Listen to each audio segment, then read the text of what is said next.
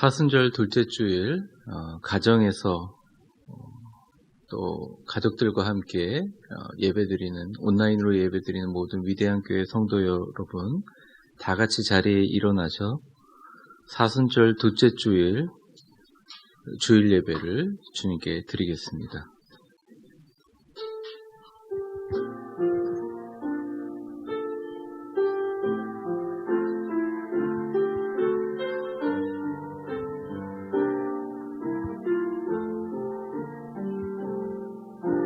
나는 하나님을 예배하는 예배자입니다.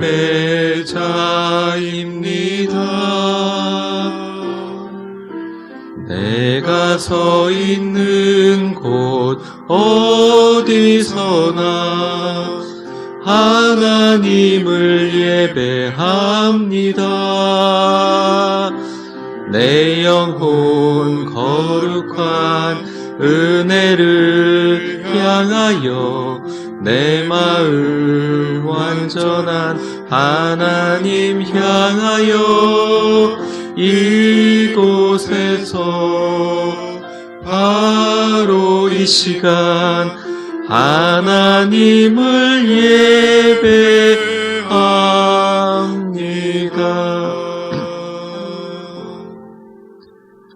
하나님은 영이시니 예배하는 자가 영과 진리로 예배할지니라. 아멘. 사도신경으로 우리의 신앙을 고백하겠습니다. 나는 전능하신 아버지 하나님 천지의 창조주를 믿습니다. 나는 그의 유일하신 아들 우리 주 예수 그리스도를 믿습니다. 그는 성령으로 잉태되어 동정녀 마리아에게서 나시고 본디오 빌라도에게 고난을 받아 십자가에 못 박혀 죽으시고 장사된 지 사흘 만에 죽은 자 가운데서 다시 살아나셨으며 하늘에 오르시어 전능하신 아버지 하나님 우편에 앉아 계시다가 거기로부터 살아있는 자와 죽은 자를 심판하러 오십니다. 나는 성령을 믿으며 거룩한 공교회와 성도의 교제와 죄를 용서받는 것과 몸의 부활과 영생을 믿습니다. 아멘. 서신 채로 일주일간의 우리의 잘못과 허물을 주님 앞에 조용히 고백하는 시간 갖겠습니다. 하나님 아버지, 기도하고 간구하건대 나의 일주일을 돌아보며 주님 앞에 회개할 부분이 너무나 많습니다. 사랑하지 못하고 기도하지 못하고 전도하지 못했던 나의 부족한 모습뿐만 아니라 하나님 앞에 더 믿음으로 고백하는 순간에 나의 모든 것이 무너지는 순간에 주님도 붙잡고 나아가야 함에도 불구하고 주님을 잊어버리고 내 곁에서 말할 수 없는 탄식으로 기도하시는 성령님을 인식하지 못했던 나의 부족하고 연약함을 주님 앞에 올려드리오니 주여 붙들어 주시고 인도하여 주셔서 하나님 이 시간 주님 사하여 주시고 새롭게 하여 주시옵소서.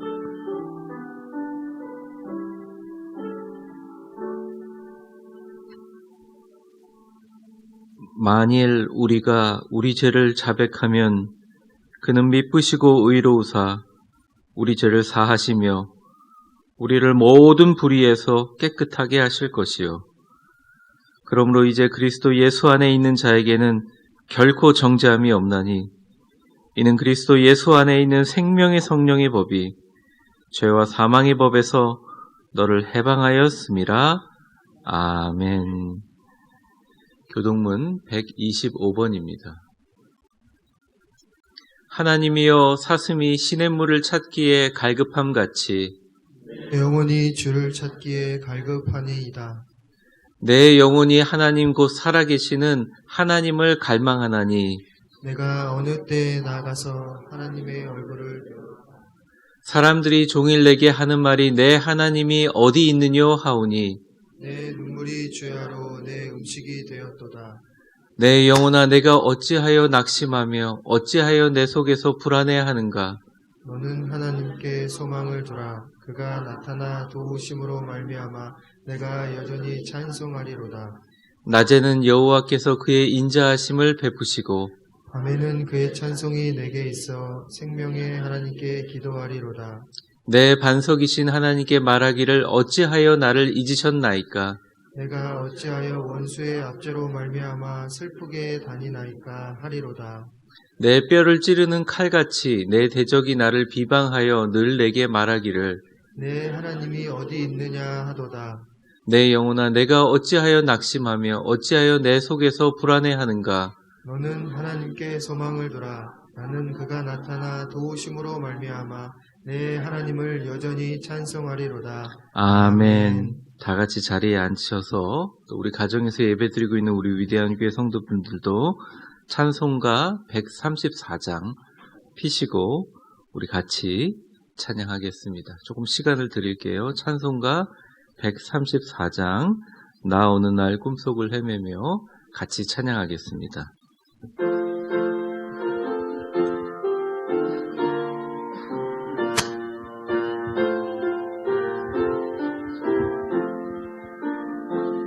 나 어느 날 꿈속을 헤매며 어느 바닷가 거닐 때 그 갈릴리 오신이 따르는 많은 무리를 보았네. 나 그때에 확실히 맹인이 눈을 뜨는 것 보았네. 그 갈릴리 오신이 능력이 나를 놀라게 하였네. 내가 영원히 사모할 주님 참 사랑과 은혜 넘쳐 나 배웠고 그로부터 내 구주로 섬겼네. 그 사랑의 눈빛과 음성을 나는 잊을 수 없겠네. 그 갈릴리 오시니 그때에 이 죄인을 향하여 못자국 난 그 손과 옆구리 보이시면서 하신 말 내 지은 제사했다 하실 때 나의 죄짐이 풀렸네. 내가 영원히 사모할 주님 참 사랑과 은혜 넘쳐 나 배웠고 그로부터 내 구주로 섬겼네. 그 사나운 바다를 향하여 잔잔하라고 명했네. 그 파도가 주 말씀 따라서 아주 잔잔케 되었네. 그 잔잔한 바다의 평온함 나의 마음속에 남아서 그 갈릴리 오시니 의지할 참된 믿음이 되었네. 내가 영원히 사모할 주님 참 사랑과 은혜 넘쳐 나 배웠고 그로부터 내 구주로 섬겼네. 이 세상의 무거운 짐진 자 모두 주 앞에 나오라. 그 놀라운 은혜를 받아서 마음의 평안을 얻으라. 나 주께서 명하신 복음을 힘써 전하며 살 동안 알리 오시니 내 맘에 항상 계시기 원하네. 내가 영원히 사모할 주님, 참 사랑과 은혜 넘쳐 나 배웠고 그 후로부터 내 구주로서 변해. 아멘. 오늘 우리에게 주시는 하나님의 말씀은, 그리고 온라인 예배로 각 가정에서 예배드리는 우리 위대한 교회 모든 성도들에게 주시는 사순절 둘째 주일 우리에게 주시는 하나님의 말씀은 신약성경 59쪽 마가복음 4장 37절에서 40절까지의 말씀입니다. 마가복음 4장 37절에서 40절까지의 말씀. 각 가정에서 또 성경을 펴서 같이 또 화면을 참조하시면서 같이 한 목소리로 거룩하신 하나님의 말씀을 봉독하겠습니다. 시작. 큰 광풍이 일어나며 물결이 배에 부딪혀 들어와 배에 가득하게 되었더라. 예수께서 고물에서 베개를 베고 주무시더니 제자들이 깨우며 이르되 선생님이여 우리가 죽게 된 것을 돌보지 아니하시나이까 하니 예수께서 깨어 바람을 꾸짖으시며 바다더러 이르시되 잠잠하라 고요하라 하시니 바람이 그치고 아주 잔잔하여지더라. 이에 제자들에게 이르시되 어찌하여 이렇게 두려워하느냐 너희가 어찌 믿음이 없느냐 하시니 아멘. 사랑하는 위대한 교회 성도 여러분, 이 시간 오전 11시에 각 가정에서 가족들과 함께 컴퓨터나 또 TV로 연결된 화면이나 핸드폰으로 온라인 예배에 참석하고 있는 모든 성도 여러분, 하나님의 놀라운 축복과 은혜와 영광과 사랑이 넘치시는 주일 되시기를 주의 이름으로 축원합니다. 오늘 우리가 이렇게 또 온라인으로 만나게 되었는데요. 하나님의 거룩하신 말씀을 같이 우리가 상고하기 전에 아름답고 복된 우리 스스로가 가장 귀하고 아름다운 교회인 여러분들 서로에게 기쁨의 사랑의 인사 한번 나누겠습니다. 우리 가정에 있는 분들은 옆에 가족분들하고 같이 인사하겠습니다. 사랑합니다. 축복합니다. 잠시 기도하고 말씀 시작하겠습니다. 하나님 아버지 감사합니다. 하나님께서 우리 위대한 교회 성도들을 사랑하여 주시고 사순절 둘째 주일 말씀으로 다시 만나게 하신 것 감사합니다. 하나님이 이 말씀을 운반할 때 우리 예수님의 살아계신 하나님의 말씀이 올바로 운반하게 하셔서 말씀을 듣는 모든 성도들에게 평안과 기쁨과 소망이 느껴지는 신앙의 시간이 되게 하여 주시고, 특별히 하나님 이 말씀을 통하여 하나님 위대한 하나님의 축복과 은혜가 넘치는 복되고 거룩한 시간 되게 하여 주시옵소서. 우리 예수님만 올려드리는, 높여드리는 귀한 시간 되게 하여 주옵소서. 예수님의 이름으로 기도합니다. 아멘.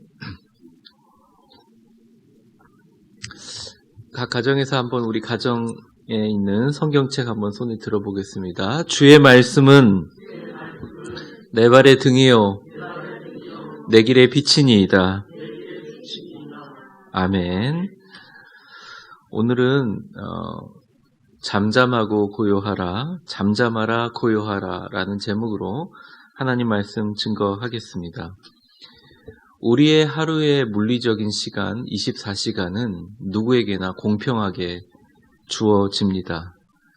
그러나 그 시간의 흐름 속에 들어와 있는 그리고 흐름 속에 들어와 사는 사람들은 각자의 속도로 자신의 인생의 시간들을 살아가게 됩니다. 예를 들어 내가 바이러스 코로나19 사태가 언제 진정될까, 언제 내가 무엇을 할 수 있을까 고민하는 사람들에게는, 또는 내가 어떤 이유로 집안에서 자가 격리하는 사람들에게는 하루하루가 똑같은 24시간이지만 너무나 길게 느껴지고 지루하게 느껴집니다. 반면에 이 바이러스가 점점 더 진화되고 변형되기 전에 한시라도 빨리 치료제를 개발해서 임상시험을 마치고 전 세계로 출시해야 되는 전 세계 유명 제약회사 연구진들에게는 내게 주어진 24시간 1분 1초가 너무나 아깝고 짧았을 것입니다. 그렇습니다. 우리에게 똑같이 물리적인 시간 24시간이 주어지지만 그 시간의 양이 중요한 것이 아니라, 절대적인 값이 중요한 것이 아니라 그 시간에 대하여 내가 부여하는 의미에 따라 상대적인 시간의 길이가 짧아지고 그것에 대한 느낌이 달라지는데, 이것을 시간의 상대적인 원리라고 합니다. 그리스도인들도 신앙도 상대적 원리가 적용됩니다. 즉 우리가 겪고 있는, 누구나 겪고 있는 똑같은 고난의 시간, 전 국민이 겪고 있는 똑같은 걱정과 근심의 시간, 또 불안의 시간, 기다림의 시간이지만 그리스도인의 삶에 이 시간에 대하여 내가 어떤 영적인 의미를 부여하느냐에 따라 우리의 인생의 시간은 달라지고 그 깊이와 의미는 달라진다는 것이죠. 대한민국 국민이라면 전 국민이 매일 뉴스에서 코로나19 확진에 대한 소식을 듣고 같은 마음으로 걱정하고 소망을 품고 또 기도하고 있습니다. 과연 우리가 이 모두가 겪는 이 파도 가운데 오늘 우리가 그리스도인으로서 이 시간에 대하여 어떻게 영적 의미를 부여해야 되는가? 그리고 이 고통이 지나면 하나님께서 새로운 항구로 우리를 인도해 주실 그날까지 우리에게 주어진 이 고난의 시간에 어떤 마음과 어떤 생각으로 이것을 잘 의미를 부여하여, 그리고 이 의미를 어떻게 부여하는 것이 성경적인 것인가? 오늘은 말씀을 통하여 같이 여러분과 나눠보려고 합니다. 저는 부디 우리가 잠잠하고 평안하고 고요하게 이 시간을 보낼 때 우리에게 주어진 이 공동의 어려움의 시기에 주님을 동행하는 기적과 축복이 또한 이 방송을 시청하는 모든 위대한 교회 성도들에게 가득하시기를 주의 이름으로 축원합니다. 그러면 그리스도인들은 이 인생의 고난과 위기와 폭풍에 대하여 이 인생의 시간에 내가 어떤 의미를, 그리스도인으로 어떤 의미를 성경적으로 부여해야 되는가? 말씀을 통해서 두 가지로 살펴보려고 합니다. 첫째로 우리의 인생의 고난과 풍랑은 내 곁에 계신 예수님을 긴급 소환하게 되는 축복을 의미한다고 봐야 한다는 것입니다. 우리 같이 한번 따라해 볼까요? 우리의 인생의 고난과 풍랑은 우리의 인생의 고난과 풍랑은 내 곁에 계신 예수님을 긴급 소환하게 되는 축복의 시기이다. 그러면 오늘 본문으로 한번 들어가 보도록 하겠습니다. 여러분들이 알다시피 예수님의 제자들의 주축 멤버는 어부들이었습니다. 그리고 예수님이 제자들로 부르실 때 그 어부들의, 우리 제자들의 생업의 터는 갈릴리 바다였지요. 원래 갈릴리 바다에 풍랑이 자주 일어난다는 것은 그 바다에서 고기를 잡고 먹고 살았던 어부들은 너무나 잘 알고 있었습니다. 여러분, 갈릴리 바다는 지형이 굉장히 특이한데요. 일단 갈릴리 바다는 여느 바다보다 해수면 높이에서 230m 정도 밑으로 꺼져 있습니다. 그래서 이 갈릴리 바다는요, 늘 수온이 따뜻했다고 해요. 생각해 보세요. 땅속으로 230m 정도 밑으로 꺼져 있는 상태였어요. 그래서 바다 위 수면에는 늘 이 따뜻한 온기와 바다에서 물결끼리 부딪히는 이런 열기가 있었다는 것이죠. 그리고 바다를 이게 푹 꺼져 있으니까 당연히 이 갈릴리 바다를 둘러싸고 있는 옆에 산들은 높았겠죠. 그러다 보니까 산들이 굉장히 높고 둘러싸여 있는데 그중에 특별히 동쪽에 있는 계곡이 가파르고 굉장히 높았다고 합니다. 근데 여러분들 알다시피 갈릴리 지역 북쪽으로부터 바람이 불어오는데 굉장히 찬바람이 불어와요. 그 찬바람이 동쪽에 있는 날카로운 계곡을 통과하면서 굉장히 빠른 속도로 바람이 빨라지고 차가워지고 그 차가워진 바람이 물 위에 떠 있는 뜨거운 열기와 만나면서 갈릴리 바다 자체가 풍랑이 일어나는 일은 굉장히 잦았다고 해요. 그리고 갈릴리 바다 자체가 이렇게 어떤 바람으로 흔들리는 것도 있지만 그 자리에 회오리처럼 허리케인처럼 풍랑도 많이 일어나는 바다였다고 하는 것입니다. 그곳에서 먹고 살았고 그곳에서 생업을 하고 있었던 갈릴리 어부 출신이었던 제자들의 주축을 이루는 베드로라든지 안드레라든지 야고보라는 사람들은 이걸 너무나 잘 알고 있었어요. 그래서 제자들은 처음에 당황하지 않고 자신의 오랜 경험과 기술로 이걸 좀 해결해 보려고 노력했던 것 같습니다. 근데 어느 정도 해보는데 예수님을 안 깨우고 해보려고 하는데 문제가 생겼어요. 그것이 바로 37절 오늘의 첫 절 말씀입니다. 우리 같이 화면을 보고 읽어볼까요? 시작. 큰 광풍이 일어나며 물결이 배에 부딪혀 들어와 배에 가득하게 되었다. 물결이 배에 부딪혀서 들어오기 시작하였다. 이렇게 나와 있습니다. 여기서 부딪혀 들어와 37절 보여주세요. 부딪혀라는 에페발린이라는 이 헬라어 언어는 미완료형 시제를 써서요. 배에 부딪혀 들어오고 한번 끝나는 것이 아니라 계속적으로 쉼없이 물이 들어왔어요. 그래서 결과가 뭐냐? 37절 하반절에 보면 배에 가득하게 되었다는 것입니다. 배가 물에 가라앉게 되었으니 사실은 어떠한 항해 기술도 소용없는 절대 위기였죠. 물이 한두 번 들어오는 것이 아니라 계속 물은 들어오고 있고 물이 배에 가득하게 되었다는 것은 사실은 침몰하고 있는 배이기 때문에 어떻게 할 수 없는 절대 위기 상황이라고 할 수 있습니다. 이 본문을 보면서 우리들을 생각합니다. 우리들 대부분은 자신의 상황이 물이 부딪혀 우리 가운데 들어오기 전까지는 잘 실감하거나 행동하거나 반응하지 않습니다. 이웃나라 중국의 한 지역에서 전염병 환자가 대거 발생하고 사람들이 많이 죽어가도 지금처럼 생생하게 와닿지 않았었죠. 하지만 그러한 일들이 내 주변에 일어나고 현실이 되는 순간, 즉 나의 인생이라는 배에 물결이 부딪혀가지고 계속적으로 들어와서 내가 바가지로 퍼내려고 하는데 그것이 어느 정도까지 퍼내다가 이게 안 되겠구나라고 생각할 때 내 스스로의 힘이 무력해지고 내가 어떻게 할 수 없는 절대 위기일 때 우리는 비로소 여기서 위기감을 느끼게 되고 내 힘이 아닌 주변을 보게 되게 됩니다. 사랑하는 위대한 교회 성도 여러분, 국가적 위기의 풍랑 가운데 온 힘을 쓰고 애를 쓰고 이 위기의 상황을 해결하려고 노력하는 행동은 선하고도 당연한 것입니다.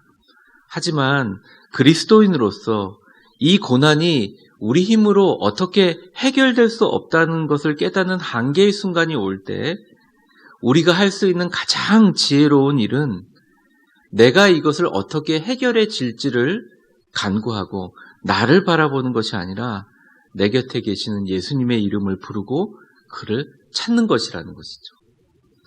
38절에 보면 제자들은 이렇게 하고 있습니다. 같이 한번 읽어볼까요? 시작.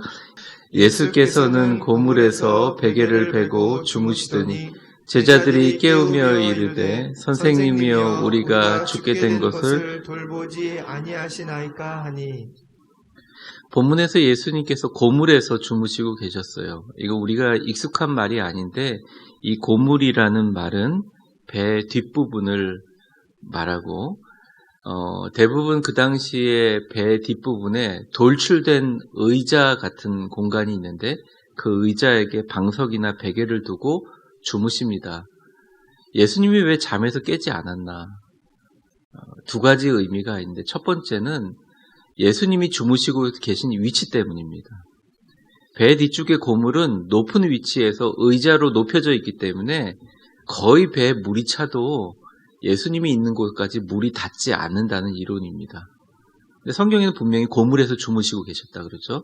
두 번째는 예수님이 제자들이 절대절명으로 물바가지로 물을 퍼내고 있는 죽을 고생을 하고 있는데 베개를 베고 콜콜 주무시고 계셨다는 것은 하루 종일 무리를 가르치시느라고 또는 바리새인들과 적대자들을 논쟁하시느라고 병자들을 고치시느라고 무척 피곤하셨을 것이다.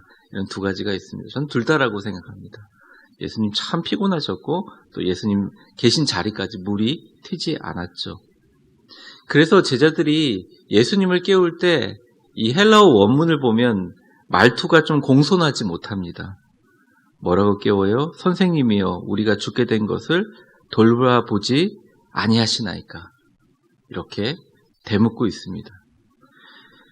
이 마가복음을 보게 되면 이전까지는 계속 주여 주여 부르다가 이 본문에 급하니까 선생님 라삐여 이렇게 부르게 됩니다.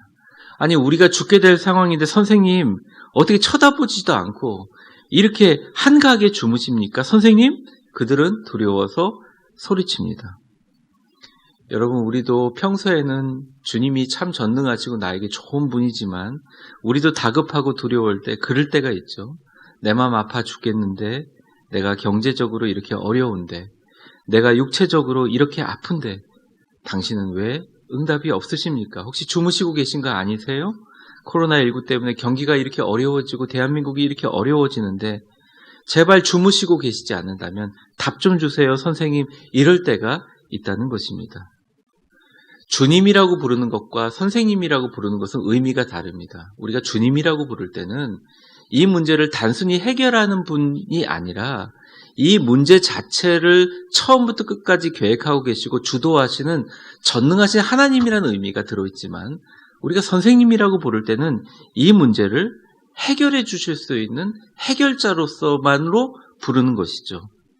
예전에 제 친한 목사님과 함께 식당에 식사를 하러 갔는데 식사를 하고 돌아오니 그 차 뒤에다가 나가지 못하게 어떤 분이 불법으로 가로로 주차를 해놔가지고 나가지를 못했어요. 그래서 저를 차를 태워준 그 목사님이 그 차 주인한테 전화를 하는데 전화가 안 되더라고요.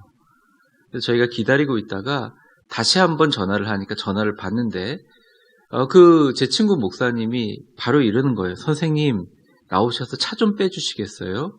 그렇게 얘기를 하더라고요. 아주 젊은 친구가 나왔습니다. 선생님 차 좀 빼주세요. 그러니까 차를 빼주더라고요. 그래서 제가 그랬습니다. 아니 아무개 목사님 뭐 차 빼는데 선생님이라고 자꾸 그러냐고. 그랬더니 이제 제 친구가 저한테 하는 말이 있습니다. 원래 선생님이라고 불러야 모든 문제가 잘 해결된다고. 우리가 어쩔 때 보면 나의 모든 문제와 처음과 끝까지 관여하신 위대하신 주님을 믿는 것처럼 주님이라고 부르지만 급하고 다급할 때는 제자들처럼 우리도 선생님이라고 부를 때가 있다는 것입니다. 단순히 이 문제를 해결해 줄 수 있는 해결자로만 주님을 여기는 것이죠.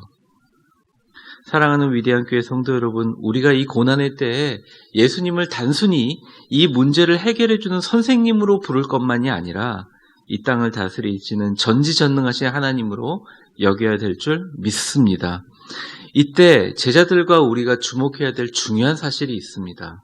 그것은 바로 그 폭풍 속에서 그 물이 부딪혀 침몰하는 배 안에 제자들과 그 사람들만 있었던 것이 아니라 나만 있었던 것이 아니라 주님도 함께 계셨다는 것이죠. 내가 눈물 흘릴 때, 내가 절망의 골짜기를 걸어가고 있을 때 주님도 같이 동행하고 계셨다는 사실입니다. 내가 아플 때, 내가 힘들 때, 내가 고통당할 때, 내가 절망할 때 주님이 나와 함께 계신다는 것을 인식하는 것을 신학적으로 임재의식이라고 합니다. 우리가 삶 속에서 감당하지 못할 풍랑이 아무리 크고 강하더라도 그것들이 우리를 어떻게 할 수 없는 진짜 이유는 나 때문이 아니에요. 우리의 해결점이나 대책이 아니라 그분이 내 인생의 배에 승선하고 계시다는 것이죠. 그분이 깨어있든 잠들어있든 아무 상관이 없어요. 내가 중요한 것이 아니라, 고통을 당하고 있는 우리나라가 중요한 것이 아니라 나와 우리나라와 함께 계시는 예수님의 중요함을 깨닫는 것이 바로 인생의 고난과 풍랑 가운데 우리에게 주는, 우리가 부여하는 진짜 삶의 의미라는 것입니다.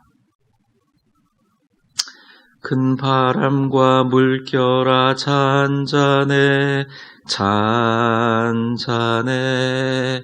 사납게 뛰노는 파도나 저 흉악한 막이나 아무것도 주 편안히 잠들어 누신 배 뒤엎어 놓을 능력이 없도다.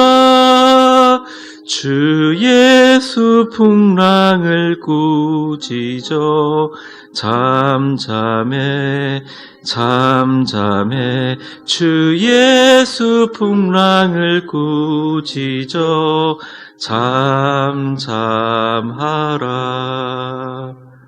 그 어떤 풍랑이나 물결도 나를 보호하기 위해서가 아니라 내 곁에 잠들어 계시고 편안하게 주무시는 예수님을 방해할 수 있는 어떤 능력도 없다는 것이, 우리가 인생의 어떤 고난과 풍랑을 만나더라도 그 풍랑과 고난 가운데 부여하는 그리스도인의 인생의 참 의미라는 것입니다.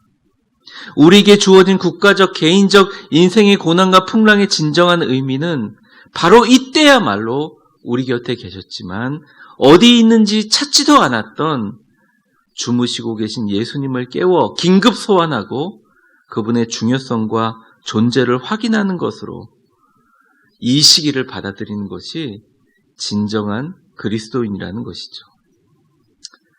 이 영상을 시청하고 계신 모든 위대한 성도들에게, 그리고 우리 모두에게 동일한 국가적 위기와 이 고난이 오히려 내 영에 잠들어 계신 예수님을 깨워 그분의 능력을 소환하는 축복으로 의미 부여하시는 기적의 시기가 되시기를, 이 시기가 되시기를 주의 이름으로 축원합니다. 두 번째, 그리스도인이 겪는 풍랑의 진정한 의미는 이때야말로 잔잔하고 고요하게 믿음을 보여줄 때라는 것이죠. 본문을 한번 들어보아 보겠습니다. 제자들이 그렇게 소리를 치니까 주님이 깨서 일어나셔서 자신이 과연 어떤 존재인지를 보여주고 계십니다.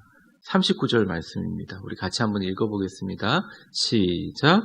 예수께서 깨어 바람을 꾸짖으시며 바다더러 이르되 잠잠하라 고요하라 하시니 바람이 그치고 아주 잔잔하여지더라. 제자들은 급하고 당황하고 두려워 예수님을 선생님이라고 불렀지만 예수님은 자리에서 일어나 자신은 선생님이 아닌 전능하신 하나님의 아들이라는 사실을 제자들에게 행동으로 보여주십니다. 배에 물이 찬 상황을 해결하는 것이 아니라 아예 배에 물이 차도록 원인을 제공하는 바람과 그 바람에 휘둘려서 폭풍우가 치는 바다를 잠잠시키는 반응들과 능력들을 보여주시죠. 갈릴리 바다 북쪽에서 불어오는 찬 바람과 그것에 반응하는 바다의 뜨거운 물결들을 둘 다 차례차례 야단치셔서 바람아 잠잠해, 바다 보고는 고요해, 가만히 있어. 그러니 자연과 바다가 말을 들어요. 예수님의 말에 순종해요. 그래서 본문에는 없지만 제자들이 그렇게 수군거립니다. 그 이후에 41절의 말씀입니다. 제가 읽어보겠습니다. 그들이 심히 두려워하여 서로 말하되 그가 누구이기에 바람과 바다도 순종하는가 하였더라. 여러분, 누구겠어요? 그냥 내 단편적인 문제 해결을 해주는 선생님이 아니라 전능하신 창조주 하나님 아들이시죠. 그래서 자연도 순종하지 않겠어요? 여러분, 우리나라뿐만 아니라 전 세계에 밀어닥친 이 전염병의 공포와 어려움은 절대적으로 주님께서 간섭해 주셔야, 명령해 주셔야 잠잠해집니다. 고요해집니다. 이거는 우리가 어떻게 할 수 없는 절대적인 주님의 영역이에요. 그런데 이때 우리가 해야 될 일이 있어요. 가정에서 예배를 드리고 있는 우리 위대한 교회 성도들, 이 땅에 예배드리고 주님께 기도하는 모든 그리스도인들이 해야 될 역할들이 있어요. 그것은 뭐냐? 이 고난의 때에, 이 고난의 시기에 이때야말로 주님 앞에 우리의 믿음을 보여줄 때라고 바라보는 것입니다. 40절의 말씀이죠. 같이 한번 읽어보겠습니다. 시작. 이에 제자들에게 이르시되 어찌하여 이렇게 무서워하는, 그러니까 어찌 믿음이 없느냐.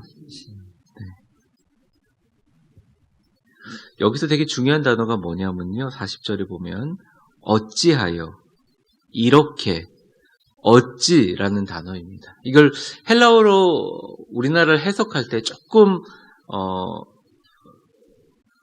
더 해석한 부분도 있지만 한국어로 굉장히 잘 번역됐다고 해요. 어찌하여 이렇게 무서워하느냐. 어찌하여 믿음이 없느냐. 그러니까 무서워하는 것과 믿음이 없는 것을 야단치는 뉘앙스가 아니라, 이것을 야단이나 책망으로 바라보는 게 아니라, 그러니까 바다와 바람은 책망이었어요. 근데 예수님이 제자들을 보면서 어찌하여, 이렇게, 어찌, 왜 믿음이 없느냐라고 대묻고 계세요. 그게 굉장히 의아하고 안타까운 어조와 뉘앙스로 이 본문을 쓰고 있습니다. 그러니까 이 본문을 그대로 해석하면 왜 무서워하지? 왜 죽을 것 같이 믿음이 없어서 흔들리지? 주님이 제자들에게 이렇게 얘기하는 거예요. 제자들아, 내가 마가복음 1장에서 병자를 고치는 걸 봤잖아. 나병 환자를 내가 기도했더니 그냥 나병이 깨끗하게 고쳐지는 걸 봤잖아. 그리고 마가복음 1장 후반절서부터 2장서부터 3장까지 내가 군대 귀신을 쫓아내는 것을 봤잖아. 내가 사람들이 몰려들어가지고 사람들이 다가오지 못해서 지붕을 부수고 중풍병자를 내 끈으로 들어내렸을 때 죄만 사해주는 게 아니라 병만 고쳐주는 게 아니라 죄도 사해주는 것까지 보았잖아. 그리고 내가 너희들을 제자로 부를 때 깊은 곳에서 우물을 내리라고 하니까 물고기가 그물이 찢어지도록 깊은 곳에서 고기를 건져오는 것을 바라보고 그것에 대한 믿음으로 나를 따라온 거 아니야? 죽을 것 같이 믿음 없이 흔들리는 것이 아니라 이제 이 정도 경험했으면 풍랑 속에서 나에 대한 믿음을 좀 보여주면 안 되겠니? 주님이 말씀하시는 의미라는 것이죠. 이 말씀은 2000년 전 제자들이나 지금 이 시간 우리에게 동일하게 말씀하고 계시다는 것입니다. 가만히 생각해 보면 내가 매일매일 매 순간 주님을 경험하고 임재의 순간으로 들어가지는 않지만 내 곁에서 주무시고 같이 배에 승선하실 뿐만 아니라 내가 이 세상에 살아서도, 아니 죽어서도 영원히 나를 떠나가지 않으시고 동행하실 분이 예수님이라는 것. 그리고 그 예수님은 그 어떤 것으로부터도 우리를 절대적으로 구원할 수 있는 존재라는 것. 그분에 대한 믿음을 이 절대 위기와 고난 가운데 우리가 행동으로 보여주실 것을 주님은 이 땅의 그리스도인들에게 바라고 계신다는 것입니다. 평소에는 드러나고 있지 않지만 절대 위기와 고난 가운데 우리가 가진 예수님에 대한 진짜 믿음이 드러나고 있다는 것이죠. 그러므로 우리 그리스도인들이 인생의 고난과 어려움 가운데 주어지는 이 고난과 풍랑에 대해서 우리가 부여하는 그리스도인의 의미는 이때야말로 예수님께서 내 믿음을 예수님께 잔잔하고 고요하게 보여줄 수 있는 절호의 기회라는 것이죠. 이것이 바로 고난에 대하여 그리스도인들이 부여하는 의미라는 것입니다. 오늘 말씀을 정리하면서 우리가 똑같이 살고 있는 이 물리적인 시간에 내가 어떤 의미를 부여하느냐에 따라 그 시간의 길이와 깊이와 그것이 상대적으로 달라지는 상대성 원리는 신앙에도 똑같이 적용되는데, 그리스도인들은 자신의 고난과 고통과 풍랑의 시간에 대하여 어떻게 의미를 부여하는 것이 성경적인가? 오늘 본문의 말씀을 통해서 첫째, 우리의 고난과 풍랑의 시간은 잠자고 계신 예수님을 깨워서 긴급 소환하는 축복의 의미로 받아들여야 된다. 나한테 왜 고난을 주십니까? 나한테 왜 이런 일을 주십니까? 나한테 왜 이렇게 힘들게 하십니까?가 아니라 내가 주님을 깨워서 주님 나를 왜 이렇게 힘들게 하십니까? 라고 외칠 수 있게 주님을 피상적으로 전능하신 하나님, 위대하신 하나님, 안녕히 계세요, 아멘 하고 끝나는 인생이 아니라 정말 주님, 지금이야말로 나를 도와주셔야 된다고 주님을 소리쳐 부를 수 있는, 주님을 깨워서 내 영의 주님을 깨워 긴급 소환하는 축복의 의미로 이것을 받아들일 때 이 고난의 시기에 하나님께서 역사하신다. 두 번째, 우리의 고난과 풍랑의 시간은 이때야말로 우리의 믿음을 예수님께 잔잔하고 고요한 행동으로 보여줄 절호의 기회의 의미로 보여줘야 된다. 우리가 힘들고 어려울 때 가만히 돌아보면 내가 지금 살아있고 내가 지금 가정에서 내가 지금 이 자리에서 예배를 드릴 수 있게 생명을 주시고 지금까지 나를 지켜주신 하나님, 지금까지 나의 병을 고쳐주시고 지금까지 나의 기도를 들어주시고 내가 힘들고 넘어지고 절망하고 넘어질 때마다 우리를 일으켜주셔서 나를 세워주셨던 전능하신 하나님을 다시 한번 기억하여 이 고난의 시기에 주님 앞에 잠잠하고 고요하게 주님 앞에 믿음을 보여준다. 어찌 믿음이 없느냐? 어찌 두려워하고 이렇게 두려워하고 어려워하느냐 하는 하나님의 말씀, 예수님의 말씀에 주님 제가 두렵지 않습니다. 주님 앞에 나아갑니다. 할 수 있는 시기로 의미를 부여하는 것이 똑같은 시간과 똑같은 고난을 살고 있는 우리에게 하나님이 주시는 메시지라는 것입니다. 말씀을 맺으면서 과연 예수님께서 잠잠하고 고요하라고 하신 명령이 이 땅에 불어닥치는 바람과 바다와 풍랑에게만 해당되는 것인가? 어쩌면 코로나19뿐만 아니라 주변의 모든 것이 어수선하는 이때에 우리 주변에 물이 넘쳐 들어오는 전염병과 여러 경제적인 위기 등의 사나운 풍랑 가운데 그것 때문에 바다의 물결보다 더 많이 흔들리고 소리를 많이 내는 바람과 같은 우리의 내적 영혼을 향한 주님의 가르침이 아니었나 돌아보게 되는 요즘입니다. 시편 62편 1절과 3절을 제가 읽어보겠습니다. 1절서부터 2절까지만 읽어보겠습니다. 나의 영혼이 잠잠히 하나님만 바라며 나의 구원이 그에게서 나오는도다. 오직 그만이 나의 반석이시요 나의 구원이시요 나의 요새이시니 내가 크게 흔들리지 아니하리로다.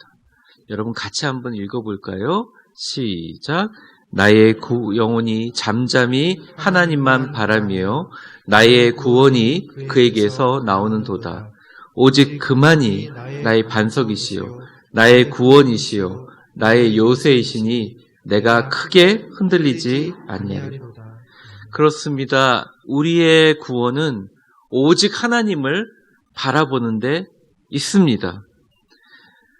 내 영혼 속에 잠자고 계시고 내가 그동안 인식하지 못했던 나를 사랑하시고 나에게 좌우 옆에 계셔서 성령님으로 내 곁에 계시는 예수님의 영을 깨우는 데 있습니다.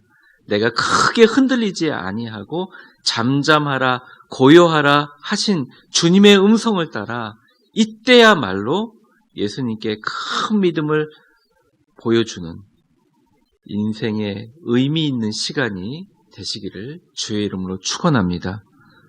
얼마 지나가지 않으면 사나운 광풍도 지나고 큰 물결도 지나고 그 잔잔한 바다가 우리 곁으로 다가올 것입니다. 이 폭풍 주님께서 한 번만 꾸짖으시면 주님께서 마무리해 주실 줄 믿습니다. 우리는 주님의 왜 이런 뜻인지는 알 수는 없어도 결국에 우리 가정과 우리 교회와 우리 나라를 잔잔한 항구로 인도해 주실 줄 믿습니다. 사랑하는 위대한 교회 성도 여러분, 우리는 이렇게 떨어져서 각자 가정에서 이렇게 온라인으로 만나 예배를 드리지만 그 가정에서 드려지는 주님을 향한 주일 예배가 우리의 무겁고 어려운 마음 고쳐서도 정말 주님 앞에 내려놓고 주님 앞에 나아가지만 조금만 참으면 그 풍랑과 물결이 멈출 때까지 우리 모두 각자의 자리에서 내 영혼에 잠자는 예수님을 깨우시고 그분께 잠잠하게 고요히 우리의 믿음을 보여주시는 이 시기가 가장 아름다운 가정 예배와 믿음의 신앙의 인생의 황금기가 되시고 그렇게 보내시기를 주의 이름으로 축원합니다. 어디 곳에 계시든지 어느 곳에 자리에 있든지 위대한 예배자인 여러분들을 사랑하고 축복합니다. 기도하겠습니다. 하나님 아버지 감사합니다. 나의 영혼이 잠잠히 하나님만 바라미요 나의 구원이 그에게서 나오는도다. 오직 그만이 나의 반석이시요 나의 구원이시요 나의 요새이시니 내가 크게 흔들리지 아니하리로다. 우리는 때때로 주님이라고 부르는 것을 잊어버리고 선생님이여 우리가 죽게 된 것을 돌아보지 아니하시나이까 당황하지만 이 배 어떻게 할 수 없다는 것을 우리는 알 수 있습니다. 아무리 큰 풍랑이 닥쳐도 우리를 죽일 수 없다는 것을 알고 있습니다. 그리고 반드시 잔잔한 항구로 내려서 예수님께서 다음 사역을 할 수 있도록 주님께서 예비하고 계신 것을 알고 있습니다. 내 곁에 주무시는 예수님을 깨우는 축복의 시기가 되게 하여 주시고 어찌하여 이렇게 무서워하느냐 너희가 어찌 믿음이 없느냐 예수님께서 안타까운 마음으로 부르실 때 그렇군요 주님 같이 계시는데 내가 뭐로 무서워하겠습니까? 주님 앞에 바람과 파도만 잠잠하고 고요한 것이 아니라 잠잠하고 고요하게 내 자리에서 이때야말로 주님을 더 찬양하고 주님께 온전한 예배를 드리는 예배자로서의 삶을 사는 믿음을 보여주는 축복의 시기가 되게 하여 주옵소서. 예수님의 이름으로 간절히 기도드리옵나이다. 아멘. 말씀 생각하시면서 우리 찬송가 371장 구주여 광풍이 불어 같이 찬양하겠습니다. 잠깐 시간을 좀 드릴게요. 가정에서 우리 찬송가를 찾아서 자녀들과 함께 또 같이 있는 분들과 함께 부르겠습니다.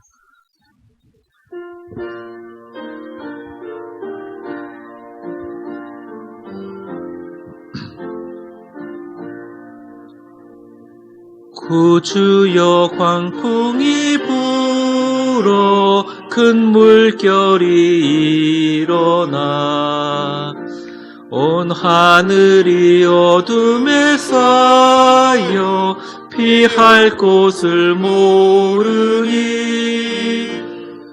우리가 죽게 된 것을 안 돌아봅니까? 깊은 바다에 빠지게 된 때 주무시려 합니까?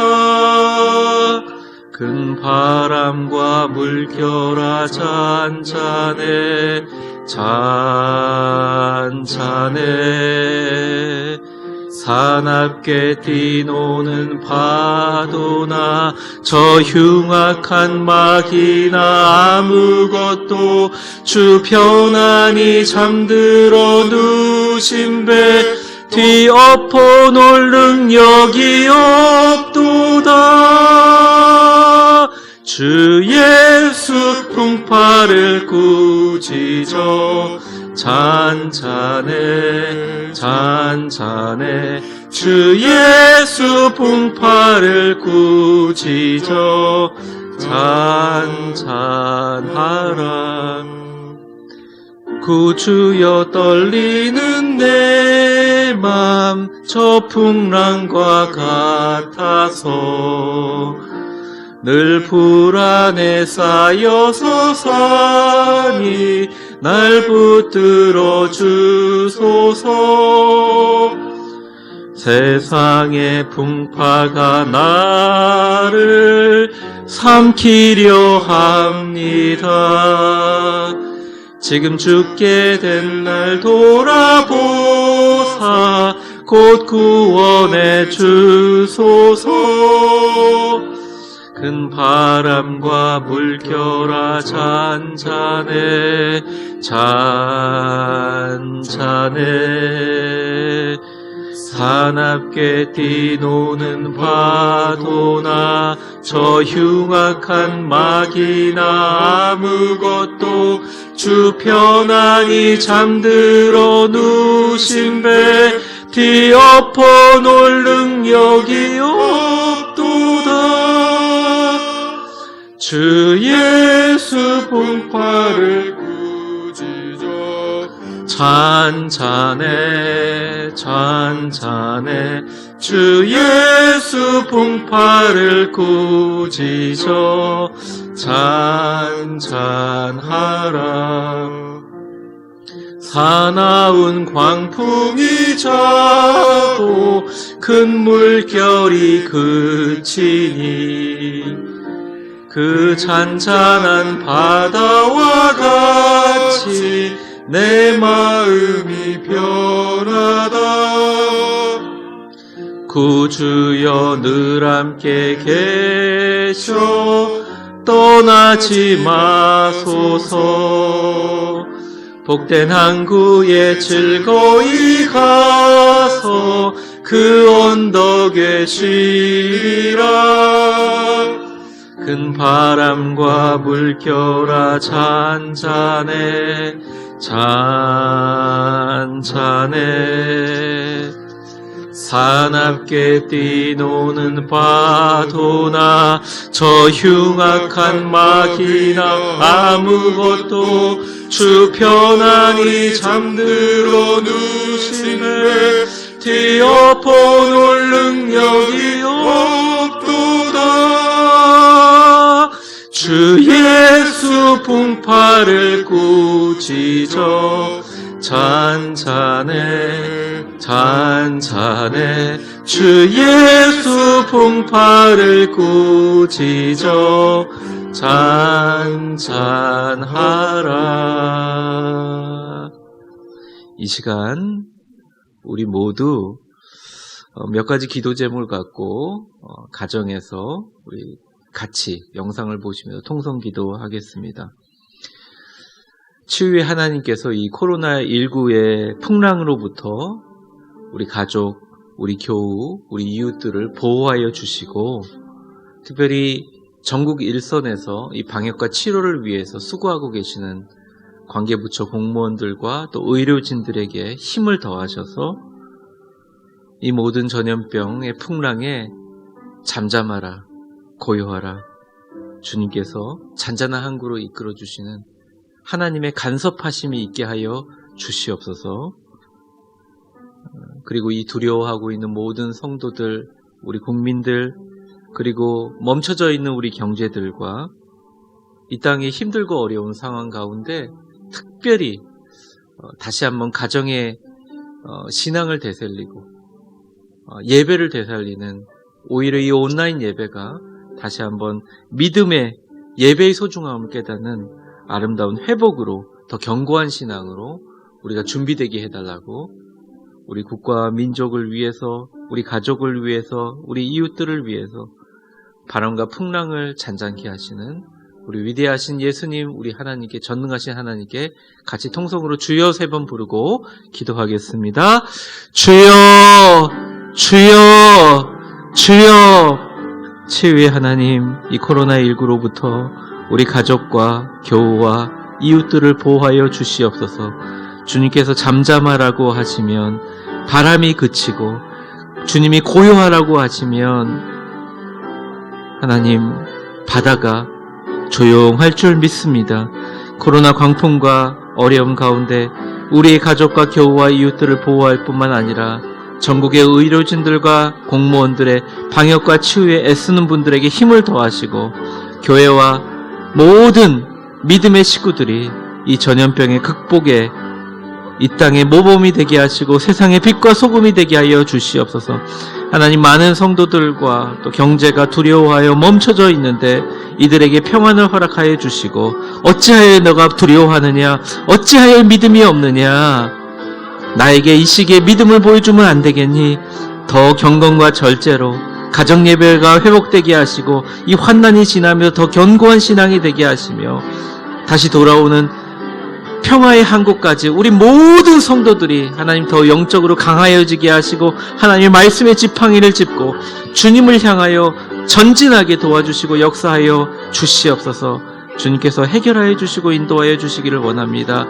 주님, 온 국민이 하나 되어 이 시련을 이기게 하여 주시고 주님의 간섭하심을 모두 다 체험하는 축복의 시간, 기쁨의 시간 주여 되게 하여 주시옵소서.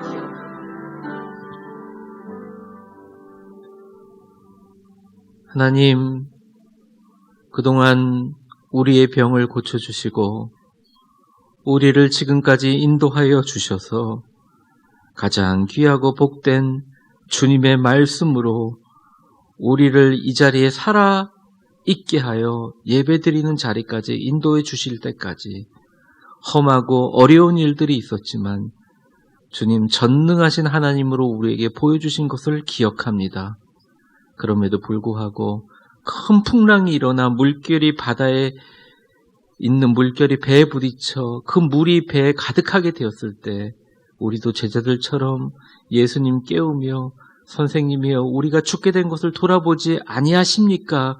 라고 얘기할 수 있는 이 상황 가운데 주님, 이 상황을 우리가 받아들이면서 주님, 정말 이때야말로 내 영에서 잠자고 계신 예수님을, 전능하신 주님을 깨울 수 있는 시기라고 축복의 의미로 주님을 긴급 소환하는 축복을, 그 의미를 부여하는 시간이 되게 하여 주시고, 예수님이 일어나자마자 바다와 바람을 잠잠하게 하신 것처럼 두려워하고 무서워하는 것이 아니라 이때야말로 주님이 내 곁에 계심을 믿고 주님을 향한 믿음을 확증하는 시간이 되게 하여 주시옵소서.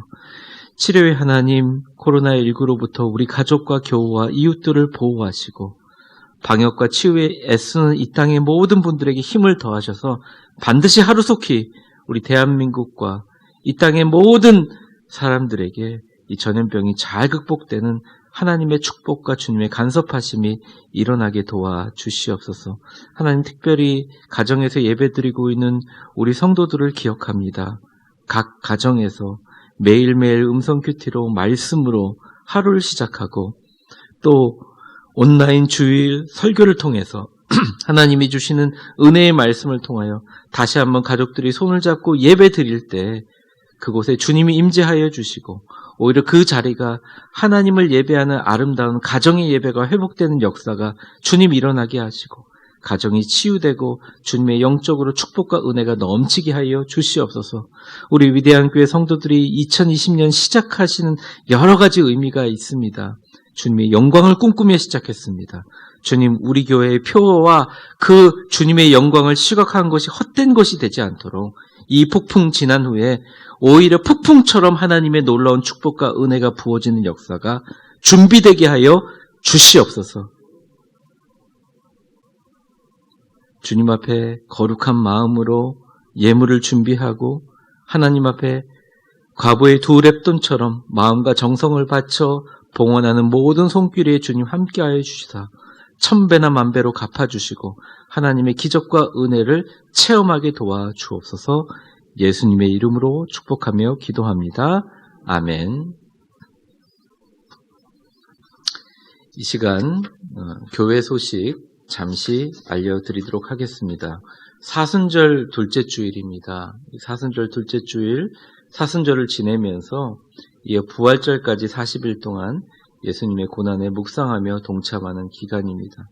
여러분들 위해서 늘 기도해 주시고 이 시간이야말로 가족들과 함께 말씀 붙들고 매일매일 말씀으로 시작하고 마무리하는 시간 되시기를 바랍니다. 그 사순절 신앙 점검을 위한 말씀 카드를 이미 나눠드렸는데요.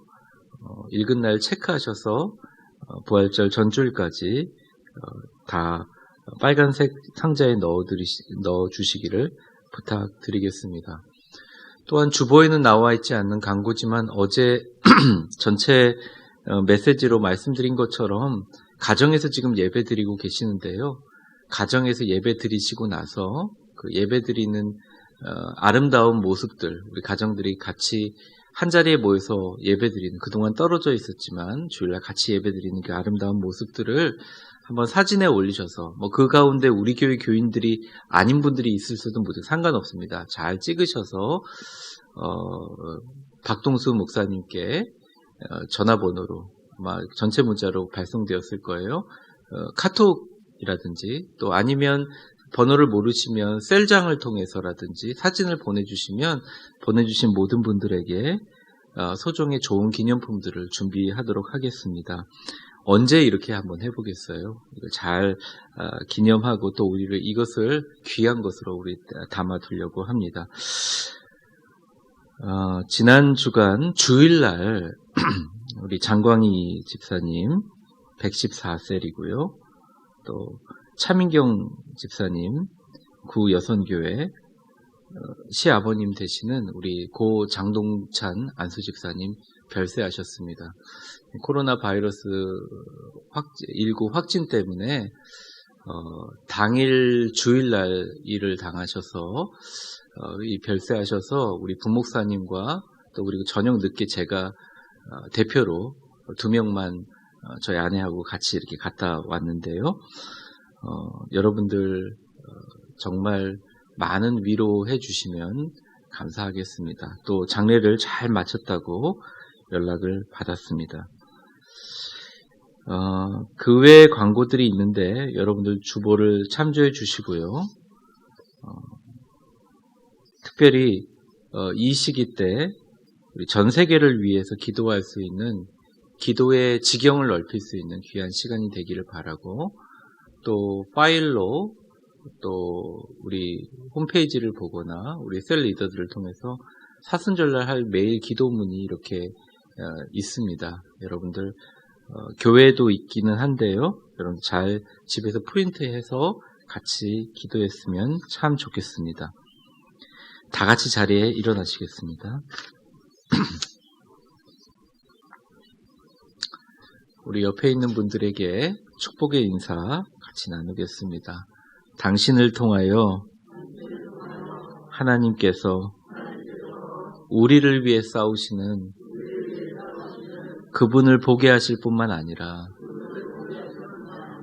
우리가 가지고 있는 진짜 믿음을 회복하게 하실 것입니다. 가슴에 한번 손대 보겠습니다. 신나고 기쁘게, 행복하고 감사하게, 너 하나님의 사람아, 주 안에서 강하고 담대하라. 한 번만 더 해볼까요? 너 하나님의 사람아, 주 안에서 강하고 담대하라. 아멘.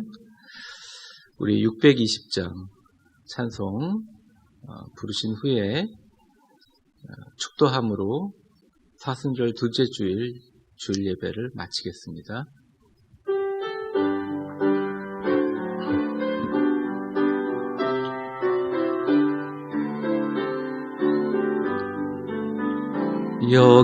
여기에 모인 우리 주의 은총 받은 자여라.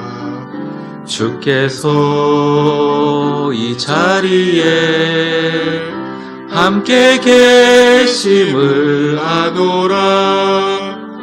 언제나 주님만을 찬양하며 따라가리니 시험을 당할 때도 함께 계심을 믿노라. 이 믿음 더욱 굳세라. 주가 지켜주신다. 어두운 밤에도 주의 밝은 빛 인도하여 주신다. 우리 가슴에 손을 대고 주님이 뜻하시니 헤아리기 어렵더라도 언제나 주 뜻 안에 내가 있음을 아노라. 사랑과 말씀들이 나를 더욱 새롭게 하니 때로는 넘어져도 최후 승리를 믿노라. 이 믿음 더욱 굳세라. 주가 지켜주신다. 어두운 밤에도 주의 밝은 빛 인도하여 주신다. 여기에 모인 우리 두 손을 들고 사랑받는 주의 자녀라. 주께서 뜻하신 바 우릴 통해 펼치신다. 고통과 슬픔 중에 더욱 주님 의지하오니 어려움 이겨내고 주님 더욱 찬양하라. 이 믿음 더욱 굳세라. 주가 지켜주신다. 어두운 밤에도 주의 밝은 빛 인도하여 주신다. 축복합니다. 이제는 우리 죄를 사하여 주시기 위해 십자가에 피 흘려 죽으시고 물과 피를 다 쏟으실 뿐만 아니라 우리를 억만 죄악의 구렁텅이에서부터 구원해 주신 우리 주 예수 그리스도의 은혜와 우리의 인생의 순간순간의 삶의 인도자가 되시며 우리가 각자 부여하고 있는 물리적 시간이 아니라 의미적 상대적 시간에 수레바퀴를 돌리시는 하나님 아버지의 크신 사랑과 성령의 충만하심과 교통하심이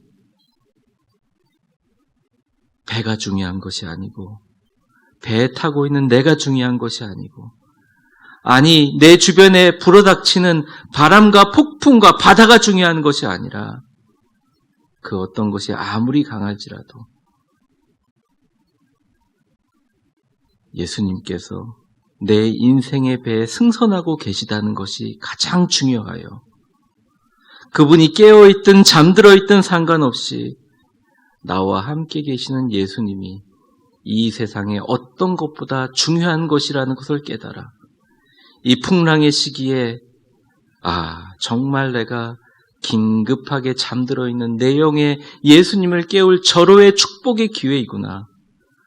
이때야말로 정말 주님께서 나에게 진짜 믿음을 주님 앞에 보여줄 수 있는 절호의 기회구나 깨닫고 사납게 뛰노는 파도나 저 흉악한 막이나 어떤 것도 주님 편안히 누우신 잠드신 배 디어폰을 능력이 없을 뿐만 아니라 그 배에 우리가 타고 있다는 것을 깨달아 바람과 파도 사납게 소리치고 시끄러운 마음의 풍랑과 파도를 향하여 잠잠하라 고요하라 내 영혼아 나의 반석이시고 산성이시고 위대하신 절대자 주님만을 바라보고 이 시기 주님의 구원하심과 나를 위해 싸우시고 나라를 위해 싸우시는 주님을 바라보라 기도하며 전진하는 우리 가정에서 예배드리는 위대한 교회 모든 성도들과 이 땅에 예수의 복음 때문에 핍박당하는 그리스도인 코로나19 방지와 확산을 위해 최선을 다해서 노력하는 전 세계의 모든 분들 머리 위에 이제와 영원히 함께 계실 것을 간절히 축원하옵나이다. 아멘.